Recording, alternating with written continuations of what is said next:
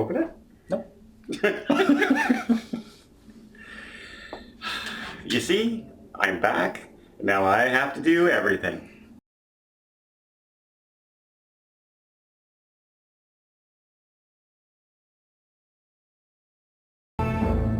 Hi everybody, welcome back to Critical Mass. Well, we went and... Whoa, are we in the bubbles? Wow, this feels neat. Okay, it's going to be a lot harder to make fun of you now that you're here and not in Japan. That's true. And because I can just you're do right this. there. As was said, welcome back to Critical Mass, and we went and saw Gemini Man. Not only Will Smith, but Will Smith times 2. I didn't really know much about this movie other than the fact that there were 2 Will Smiths. What did you think? Well, okay, so people are going to see this movie for the de-aging technology, I think. Okay, the problem is, you know what the problem was? They didn't use the de-aging technology. It's all CGI. Well, They did not use the de-aging program that was developed. That's called de-aging, by the way.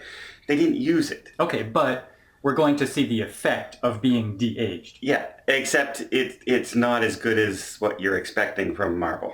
So what I remember for good de-aging, Samuel L. Jackson in Captain Marvel, Yes. that was really good. Yes. But this wasn't even close. there are other examples, good examples. What do you think? What do you think of Kurt Russell It was okay because it was short. in Guardians of the Galaxy? Nice Yeah. and short. Arnold in Terminator. Worse. Okay, I have the worst yet. Okay. Princess Leia in the new Star Wars. Princess Leia, that was a horrible. They didn't even try. No, she looked like a It robot. was like somebody drew it. It was like ridiculous. No. But for this movie, I thought it was done pretty well for the most part. It looked like a young Will Smith. Except They kept it very dark throughout the whole movie. through the dark. So you couldn't really see all the little discrepancies. And But okay, go. And if there was going to be a lot of scenes with the de-aged person in this, they made the action so fast and the cut so fast that you really couldn't concentrate on their face at any time during those scenes. Yeah, there was this section of the movie where they're locked in battle, hand-to-hand combat. I didn't know who was who. It was so dark because they didn't want you to see any kind of bad CGI. Yeah.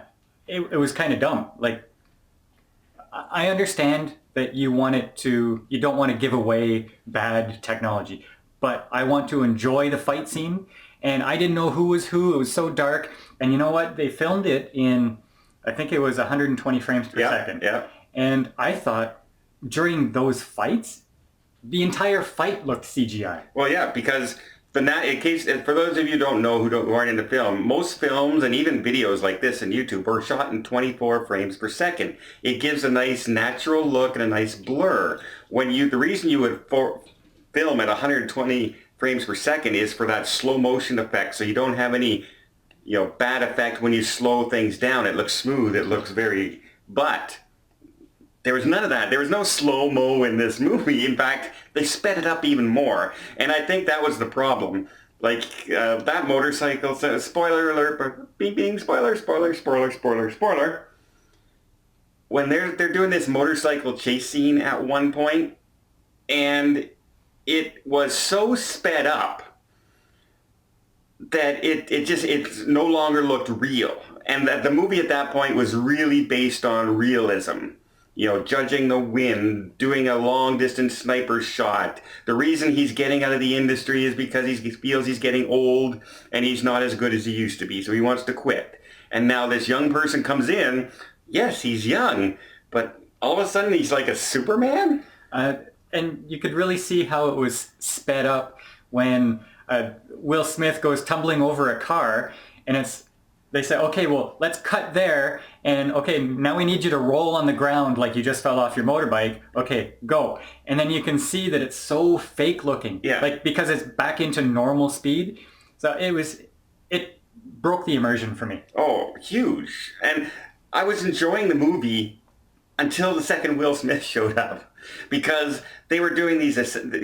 People were sent after him and other people to be assassinated, and he was taking them off, and it was over the shoulder shots, and he was one-shotting people, picking them off. It was dark, but it was cool looking. Like it was very generic plot line. Yes. So yeah, okay, you're the best, but now your agency is double crossing you, and they're coming to get you.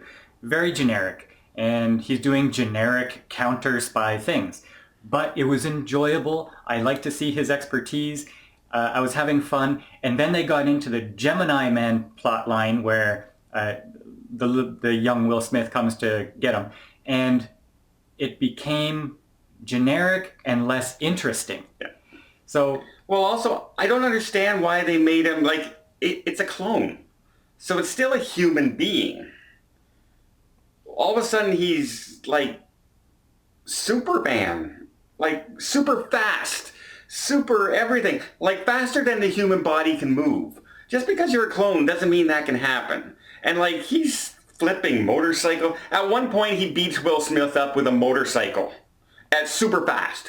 But and it's dumb. I think that what they're trying to get at is with every iteration of Will Smith, they're taking away the flaws and they're improving him in some way. Yes, which I would say is accuracy, fighting skill, marksmanship, not superheroism. Like, because at one point, the new generation guy was being shot in the head like 30 times and he was fine. Well, that was his equipment. They were like armor-piercing bullets, and I don't care how many times he exploded 4 times before he took him down with grenades and explosions. Yeah, well... It was dumb. At that point, I just went, give me a break. Because I was enjoying the film until they made the guy a superhero. Like a supervillain. Yeah. You had, who are the character names? Benedict Wong? Benedict Wong. And Mary Elizabeth Winstead. Yeah. Okay, so I liked Mary Elizabeth Winstead at the beginning.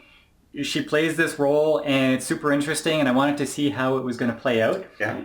And then they did nothing with her. She just kind of tagged along. Well, but she was a very interesting character. You know why she was there? Because if she wasn't there, Will Smith's character had nobody to do the expletive story plot to.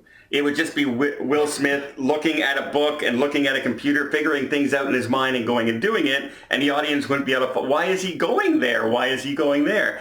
But she's there, so we can talk about it. That's why we're going to go there. Oh, okay, yeah, that's why he's going there. I understand. It would have been really nice if they did something interesting with her. Well, the one part that I really liked with her is she gets into a fight scene with one of the assassins as well.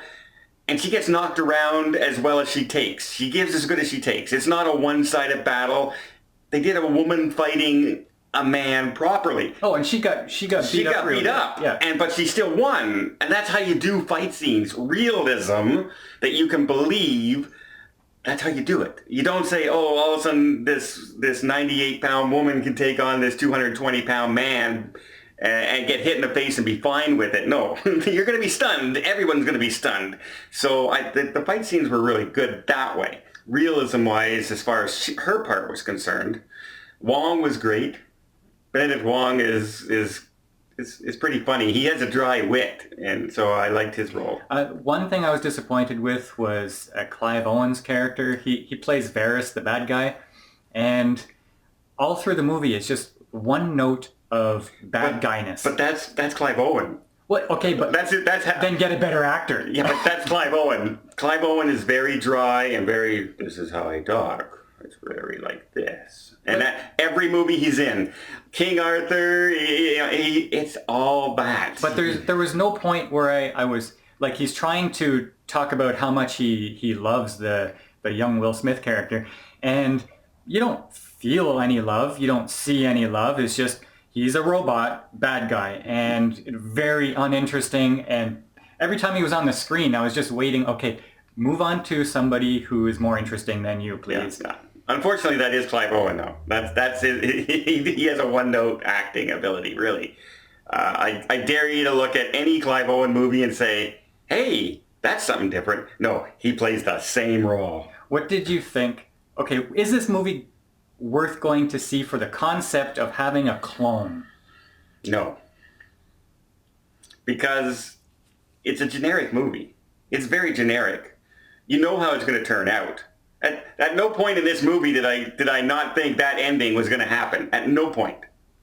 Yeah, right? So I'm thinking, like, the whole clone thing didn't even have to be in the movie. No. I don't mind it it's a clone. I mind it that he became Superman clones. But, like, that point was interesting, and the dynamic of the clone finally realizing he is a clone and not just an abandoned kid that was raised by this other guy. Okay, I can understand that, but they didn't really do much with it. They tried, they had an emotional scene at one point and everything, but it was like a quick turnaround and everything was fine, and it just... I would not recommend it for that plot line. Will Smith is pretty good in the movie. I thought Will Smith was good until he became Will Smith. You know how you watched Jim Carrey for 6 years and you really like him because he's really funny, and then you're kind of getting tired of the Jim Carrey shtick?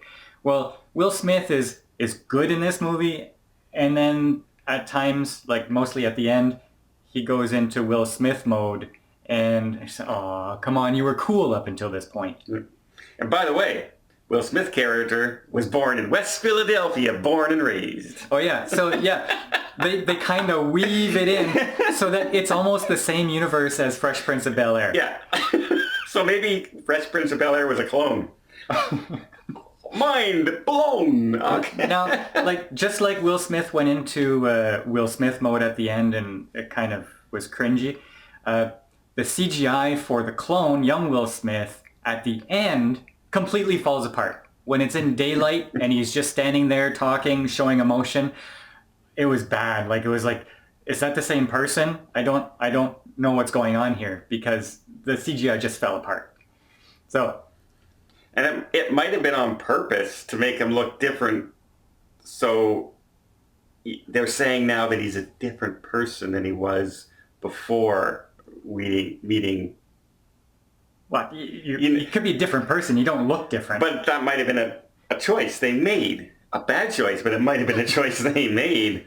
So, okay. So out of like 10 popcorn buckets, what would you give it? I'll stretch it to a 6 because other than Clive Owen, the acting really wasn't bad. Some of the action was really good. And Will Smith is always fun. Mary Weinstein is Mary Elizabeth. She's always... I like her acting. Weinstein or Weinstead? Weinstein. Steen? Yeah. Oh, okay. Weinstein. Okay. I hope. Sorry, Mary.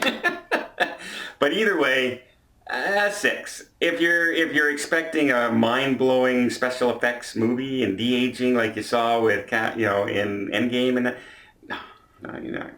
Okay, I'm gonna actually. It was an all right movie if you got nothing else to watch, but I'm gonna not even give it a 6, 5.5, just because they didn't follow through on the whole clone thing. I did stretch it to a 6. I said stretch, and I mean stretch. But mostly because of the acting ability. Will Smith is great. Like, as far as... He's a likable character. Whatever he's doing, he's just a likable person. His own personality comes through, which is fine. But the plot, not great. The CGI sped up action drove me nuts during this movie.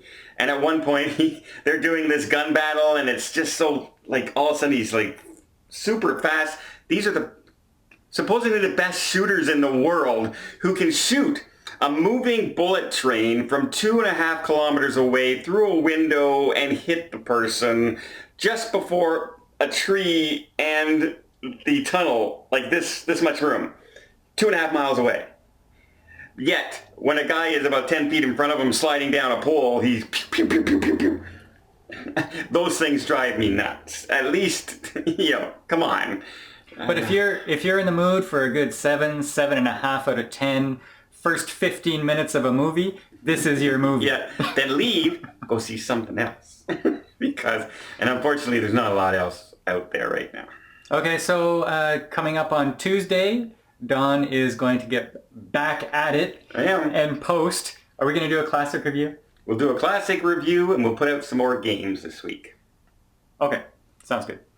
Well, I hope you liked the review. Why don't you check out some of our other content you can see here and here, and maybe just join us for some of our games that we do, and even participate. We do one every month where we guess the opening box office weekends numbers, and it's kind of a competition between the three of us, and well, it's not really a competition. I usually win, but... And don't rely on the thumbnails that YouTube is showing you right along this strip here at the end on your page there. Go down into the playlists and check out some of the old videos that we did. They're nice and sorted out there. You might find something that you like. Yeah. Or absolutely hate. Until next time, we'll see you later on.